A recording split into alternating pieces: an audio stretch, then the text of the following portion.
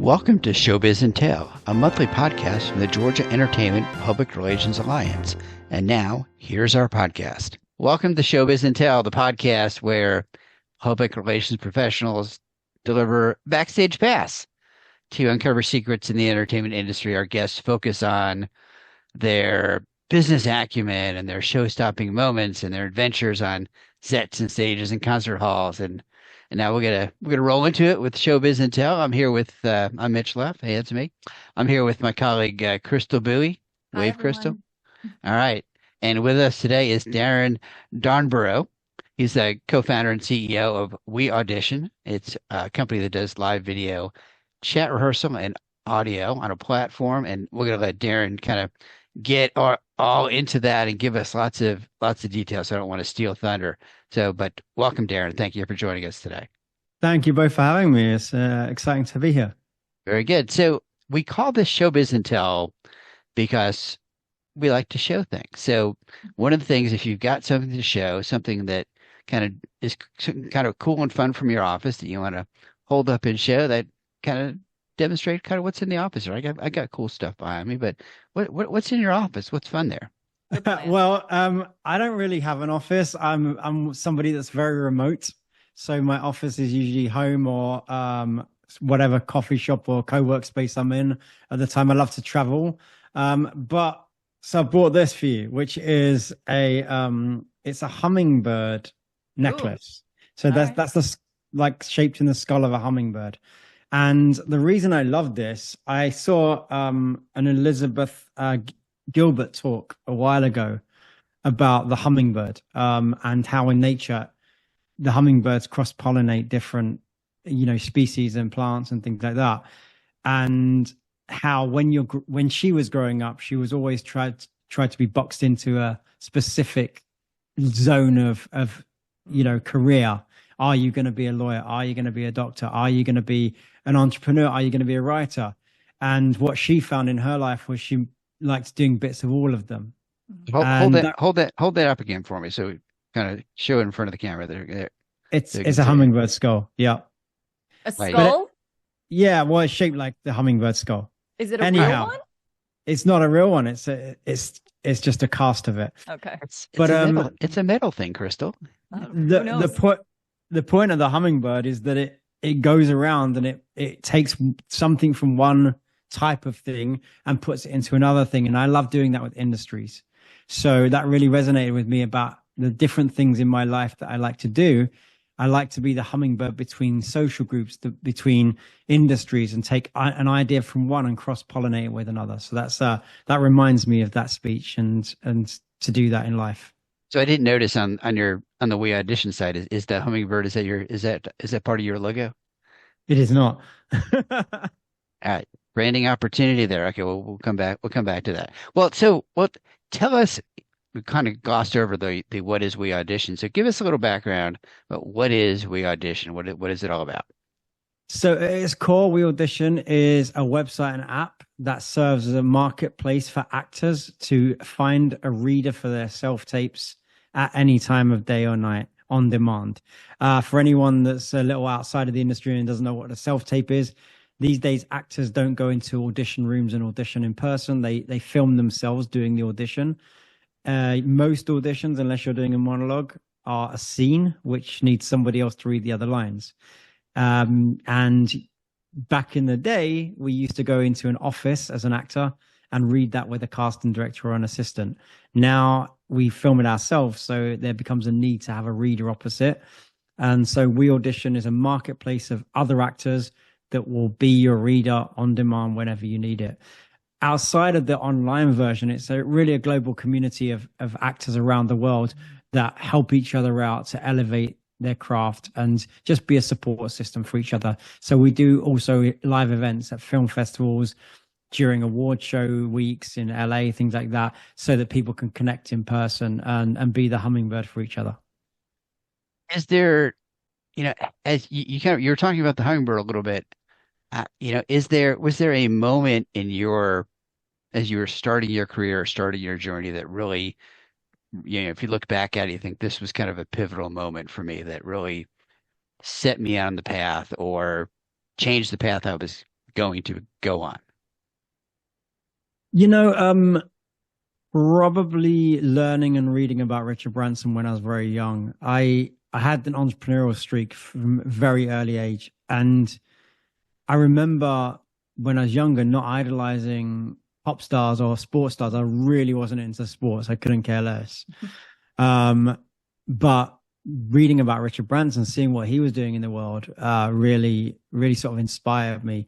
And so that set me on a path of entrepreneurship, I would say, and making my own fate versus waiting for something else to happen.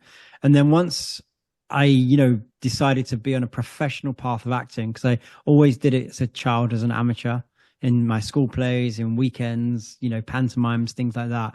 But when I decided to make it my career, I looked at entrepreneurship as a way to support that, because I didn't want to take my time up having a part-time job that didn't serve me as a creative or as an entrepreneur. Are there some roles that really have stood out for you over the years? It's like, oh, really, this is one of my favorite roles, or here's a role that was challenging for me. As an actor, or as an entrepreneur? Because let's talk. Let's start as a. So many. Still, I mean, Crystal and I are both entrepreneurs, so we can relate to the challenging issues around being an entrepreneur. Yeah. But as an actor, what are some roles that you think, oh, this is a role that really made an impression on me or made a difference for me? You know what? There's a lot of different roles that I've played. I'm very much a character actor, and I always play criminals and bad guys. So I get to do the most fun type of roles. I think they're always very different accents, different, geographies.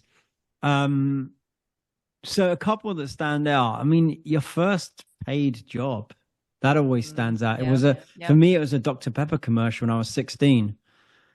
And the first day I turned up to set, and in England, they send you a nice car, they drive you to set. It was interesting and fun. And there were some celebrities in the green room and things like that. And I got paid a ton of money at the time for what I did. And I was like, wow, this can actually be a career.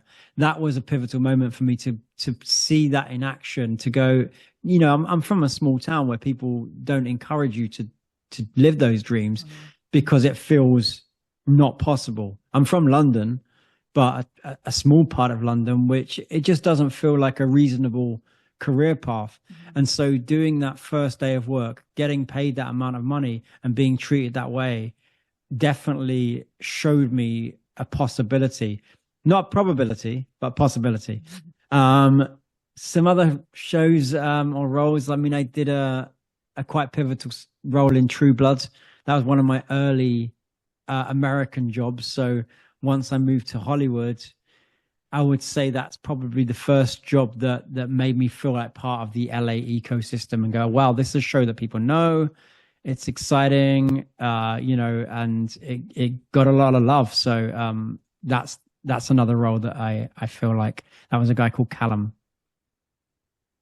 You've got to you want to give us a play on a couple of the accents that you can do? Yeah, I want to hear some, Darren. You know what? You can leave a link to my reel. There's all the accents in there. Okay. All right. But I've gone from Southern Florida to Irish to British to Texan. They're all in there. Yeah. So Darren, I want to have you talk a little bit more about WeAudition. And Mitch, I don't even think I fully told you this story. So I got embarrassed having to harass my family and friends to be readers all the time. Like it was like a chore to them. They did not want to do that scene with me. It was like pulling teeth to get them to do it. So when I found out about WeAudition and realizing I could connect with other actors who were willing to be in the scene with me and read for me, that was amazing. But Mitch, I don't even think I told you. So one of my first bookings on WeAudition, I didn't realize it, but the actor was one of the girls from The Hunger Games. And I didn't recognize her right away. I know who you mean. She was my reader, and did not recognize her, but I booked the role. And so I felt like it was would have been a crazy childhood dream to watch The Hunger Games back in the day, realize that she would have been my reader to audition with me and then actually book that role. So Darren, I want to ask you about, clearly some of that is the secret sauce to WeAudition, but can you talk to me a little bit more about what's made it successful and what you've been hearing from other actors and even industry leaders? Thank you, Crystal. I want to touch on a couple of the points you mentioned there, really, because that is the secret sauce. Okay. It's not about going on and reading with somebody from the Hunger Games or a big movie. That's not what it's about. That is a byproduct of this amazing community, right? Where, as you mentioned, what's happening there is you're getting to read with a professional actor, and a professional actor makes your job as a professional actor easier. Simple as that. We all want to work with professionals. And when you were mentioning before, you're working with your family members or your friends that aren't actors. A couple of things are at play there, really. Number one is that they're not an actor, so they don't speak the lingo. They would struggle to read a script in the same way that we would. They would struggle with pace. They'll ask annoying questions that aren't necessary. There's all this stuff that you shouldn't be dealing with as an actor. You wouldn't go into, not that this is a relevant example, but you wouldn't go into a hospital and expect somebody random to just hold the scalpel, right? I'm not trying to say the industries are alike, but you see my point. And then when you've got someone like, obviously with your reader's breadth of experience, they're bringing so much more to the table for you in terms of, they're a good actor, but they understand a film set. They understand those nuances. And you feel as an actor on the other side, like you're working in a real environment. You're not playing, you're not trying it out. You're actually, working on your craft. And love to hear that you booked it, because I genuinely believe that having a good audition with a good reader, it makes you a better actor, or at least it shows you up as the good actor that you are, versus coming in at 50% because the other person in the scene isn't giving you what you need. And so I love that for you. And it really does show the power of it. Thank you. What's the toughest hurdle or the hardest challenge you've had to kind of overcome in your career? And what did you take away from that? And how did that help you move forward? There's a couple that come to mind. There's three that I can think of. Challenge number one was a previous business I had. I had a marketplace business, not dissimilar to WeAudition, but for promotional modeling. So I ran one of the world's largest companies for promotional models on demand. Again, it was a very similar model. What actors used to do in their in-between time, which we now call brand ambassadors. There was a huge market for that, and I put that whole industry online. And it changed the way that the industry booked these staff and worked with these talent. And it gave so much opportunity to actors. Later on in the career of that business, I met a chef that said to me, wait, we need this for the restaurant industry. And I didn't know anything about the restaurant industry. I'd never worked in the restaurant industry. His grandfather was the president of the National Restaurant Association. So I was like, well, look, let's have a look at this. And we spent a lot of money and the next couple of years redesigning my business to serve his industry. Big lessons learned. A little after launch, the guy that I partnered with decided that it was too much like hard work, thought that we would switch it on and everything would just be great, and decided he was going to back out of doing what he agreed to do, go back to chefing in a kitchen, and left me with a business that I knew nothing about. Now, sure, we had all our agreements done.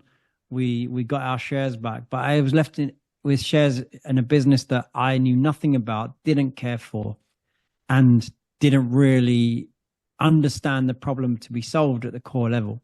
So the challenge there was a waste of time, waste of money, and then what to do with this business, which we eventually just shut down. The lesson for anyone listening, and this is what I really try and apply going forward, is don't do things you're not passionate about.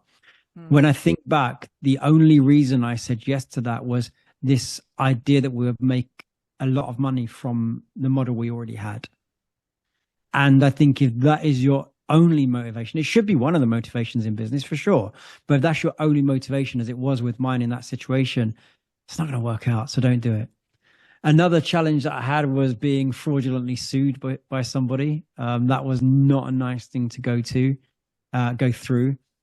And I won because it was fraudulent, but you win nothing. You win not being sued. And that was an incredibly challenging time, both personally, business, everything. It just sucks the energy and life out of you for a few months, and your finances. Nothing good to come out of that. I had a friend. You go through it. Yeah, I had a friend who's been going through a legal thing with her company for 10 years, and she just resolved it. And she said it felt like this incredible weight that she didn't even realize was on her because it had been so many years that they've been going through this. Anyway, so the problem is with that kind of stuff is that it takes all your focus away, and there's no really good outcome for the person that's on the receiving end of it. It's just a distraction. Well, yeah, from a yes, the distraction from your real work, the financial stress, mental stress, and the reputational damage often too, whether what they're saying is true or not, your company can suffer reputational damage that, any kind of, even a positive verdict doesn't necessarily help you with. Yeah, you're right. It really doesn't. And all you want to do after that is just move on. You don't even want to fight it back. So it's like, right. Yeah. So there's challenges like that. And I think anyone that's doing business, you're exposed to that. And that was, it's interesting because my accountant at the time was, guiding me through it. And I was very stressed out. And he said to me, congratulations. And I said, on what? He said, on being successful enough to be sued. Which was an interesting reframe. There's something to that, I guess. He says nobody sues someone that's not successful. You don't see somebody who doesn't have, money that you can take from them, right? The poor people with no assets don't get sued, right? Well, the perception. That's the other thing. It's interesting. Right. Yeah. So Crystal and I we're both PR professionals, and we do, PR marketing. So we always like to ask folks, talk about the role of public relations and marketing in launching a WeAudition and making it successful and continuing the growth. I mean, it's massively important. We started as a very small, founder-led company with minimal investment. And I really mean like a tiny amount by the grand scheme of investments in companies. And so we had to make the most of it through, traditional word of mouth PR, viral kind of anything organic, which I sort of put in a lot of the PR world is about making a noise about something without paying traditional advertising. Okay. And so, we used a bunch of strategies that personally, and we also hired a PR person in the opening weeks for the launch. One of my favorite ways of generating buzz and PR is to hold live events. We recently did one with you guys in Georgia, with Georgia Entertainment in Atlanta. But the first thing we did for WeAudition was hold a big launch party in Hollywood. And the PR company invited the press and they invited talent. And that meant that people, saw us as a big deal, which meant that people wrote about us and actors shared pictures about us. And we had a red carpet. And that's all the PR buzz that I think helps you launch in a way that says, hey, we're here and we're serious and we're doing this, versus some little trickle out launch, which nobody hears about for months.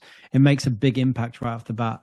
Yeah. And we see so often, especially with smaller, I mean, the bigger tentpole companies and productions that, they have huge marketing budgets, but I see so often with small productions, smaller companies, we'll have this great conversation about what their company is, what their film is, what their product is. And I said, well, what's your line item for marketing and public relations? And they like, well, we don't have a line item for that. So we have a line item for production. You have a line item for staff. You have a line item for craft services. But, you got to make this great movie and you have no way to let people know that you actually made this movie. Right. And they're like, oh yeah, I guess we should spend some money on that or think about that. And then they're kind of backdooring it and trying to figure out, okay, what how much money do I have left that I can actually spend on marketing this product that I've worked so hard to make it. And the other thing is, I see people who will, and it depends on the product, whether it's a film or an ongoing company, but I see very often they'll have a big push right at the beginning, but then there's no follow-up. Mm. There's no ongoing marketing, there's no ongoing communications about, hey, we launched this, but then a month, 6 months, a year later, there's no buzz about what they continue to do. So we tell folks all the time, it's like you're not going to be as successful if you just do it for a month as opposed to doing it on an ongoing basis, doing it month over month over month on an ongoing basis, and always be kind of looking for ways to market yourself, to talk about what you're doing. And it's media, but it's also trade shows and social media and digital advertising and podcasting. It's all of these different tactics and tools that you can use, and they don't necessarily have to be expensive. I mean, podcasting, for example, can reach a good audience, but you can make podcasting very expensive if you really want to, but you don't have to, right? I mean, understand all of that from a psychological perspective as well, especially in the film industry. Going back on your first point of people don't put a line item in it, I think there's a couple of reasons psychologically for that. Number one, most creatives think their thing will be so amazing that people will just discover it. So you have to physically make it, you have to pay your staff, but you think once that's out in the world, everyone's just going to, I see the decks, I see the production decks of people that think every horror movie is going to be the Blair Witch Project. And they don't understand the marketing, the pre-seed marketing that went behind the Blair Witch Project. But the second part, which is a little reasonable from an entrepreneur and founder's point of view, is marketing is as a line item is so open-ended. It doesn't have a standardized fixed cost. Everyone charges different. They can spend as much of your money as you want or as little. I once had a company, a marketing company, pitch me my whole investment for WeAudition on their services. And they knew exactly how much my first investment was. And they pitched themselves that whole amount. There are companies out there like that. I was like, well, how do you think I'm going to build this if I spend it all on you? And their argument was, well, if nobody knows what you're building, I was like, but there will be nothing that I've built if I spend all my money on you. Can't build it if I spend all my, yeah. Right. Yeah. So it's a little bit, it's a bit of a balance, right? Right. And right. There's the other issue is that there's not exactly a definite outcome for someone to project. So I think the thing, what people, when they're spending on PR and marketing, what they've got to do is understand what they want to achieve, understand the variables, set some money and time aside for that. That's the other thing, because we do constant marketing in my company. We have for 10 years, grassroots, podcasts, events, everything you say. And I think the two things that are true is it takes a lot of time and it needs consistency. Again, to your point, you can't do it for 1 month and forget about it. It needs that consistent. And for you guys as PR professionals, you're building on the last blocks each time for those clients, and you're elevating them based upon last month each time it's building. So I think that's really important for people. So, I mean, you're developing this technology now that's giving actors access to each other, access to resources. What other technologies do you see influencing the entertainment industry or actors moving forward? Oh gosh, well, obviously the big topic in the room is AI, isn't it? Yep. Influencing good and bad. I think, without being morbid, I think AI will take the job of quite a lot of actors in certain sectors. The sectors I see that are gonna, disappear for actors the quickest are commercials, and probably voiceover, because by and large, not to discredit anyone's talent, I've done many commercials myself, but commercial acting is not, acting on a grand level. Often there is some talent and skill involved, but often you are just picking up a glass and taking a drink, which an AI generated scene can do effectively. So I think unless there's a real emotional scene in that commercial, now I'd like to see brands take that direction to going back to more cinematic storytelling with commercials, which they went through quite a period of, early in my career, and they were all about stories and cinematic stuff and emotions. The other side is like voiceover. I said, unless your voice is a famous voice that has, a value, then AI can just create voices now. Yeah. So I think that's going to be interesting. On the flip side of that, actors have AI tools to help them become better actors. Yep. And I've started to use AI a lot in my acting. It tells me information about production quickly. So let's say when I get an audition through, if it's a show I don't know, sure, I'm going to watch an episode of the show if it exists on television already. But if my audition's due tomorrow, I can't watch a whole 5-season arc if I've not been watching that show.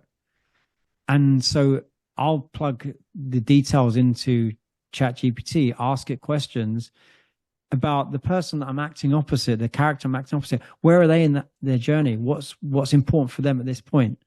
And it will tell me where they started, where they're at right now.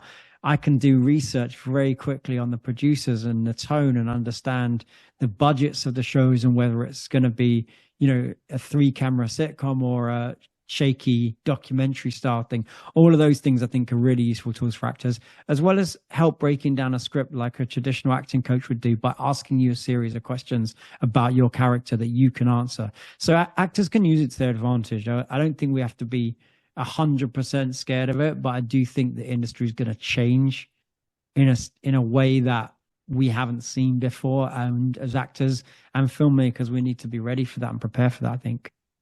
Great. That's great. So I want to jump to kind of what we call our little fun lightning round at the end here. I'm going to ask you a couple of personal fun questions, and sure. And these are going to be quick answers, so you don't have to expound or give me long answers. Just kind of boom, boom, boom. So first question, what's your favorite movie or your favorite TV show? Favorite movie probably is Back to the Future. Technically perfect film. 1, 2, or 3? First one? Do you know what? 1 followed by 2, and who cares about 3? There you go. No one cared about 3. All right. Favorite music venue? Hollywood Bowl. All right. What's your favorite hobby? Traveling. Okay. Anywhere in particular? Anywhere new that I haven't been. Very good. What's the last thing you've read? This book, Captivated by Vanessa Van Edwards. It's about understanding people's psychology and their personalities and all the clues that they give you when they're talking to you. All right. So you've been to Atlanta a couple of times, is that right? All right. I've been to Atlanta a lot of times. I filmed a few things there and been for pleasure as well. All right. So what's your favorite thing about Atlanta? What really is like this was really cool when I came? Fat Matt's Rib Shack.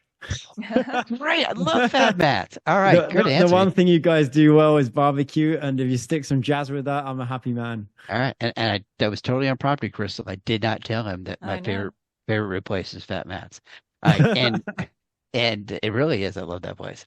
I had my bachelor party catered by Fat Matt's. Amazing. Yeah, great place. All right, and what's something that people would be surprised to know about you? Well, this is quite topical because there's a TV show about it, but I once was a cheerleader for the Dallas Cowboys. Wild. Yeah, I didn't know that. I was about 14, 15 years old, and I cheered directly alongside the Dallas Cowboys cheerleaders, which is obviously horrible at the age of 14. Who would have wanted that? We're going to need a little video or photography to prove that, to include in this podcast. I'm too old for that. It doesn't exist. There's a couple of like traditional click camera pictures somewhere, probably in my dad's house. All right. But it was the American Bowl halftime show between the Detroit Lions and the Dallas Cowboys. My wife's been watching that series. I'm kind of sort of I pop in and out. All right. Well, that's our show, our Showbiz Tell show for today. Thank you, Darren, so much for taking some time with us today. And of course, folks, check out the podcast on the website GEPRA.net, and follow us on social because this will be all over the social. We'll have an audio version and a video version, so if you want to listen to it, you can listen to it. If you want to watch it, see our pretty faces, you can do that too. And thank you to Darren Darnborough, CEO and co-founder of WeAudition. Oh, Darren, what's the website for WeAudition? I got to make sure we share that. WeAudition.com. Very simple. WeAudition.com. All right, and your social media handles? It's at WeAudition, and my personal one is just my name at Darren Darnborough. And we'll put that in the show notes so everybody can see that too. You've been listening to Showbiz Tell, a podcast presented by the Georgia Entertainment Public Alliance. I am Mitch Leff, and this is Crystal Bowie. Crystal Bowie. We'll see y'all next time. Thanks, everybody. Thank you. Bye.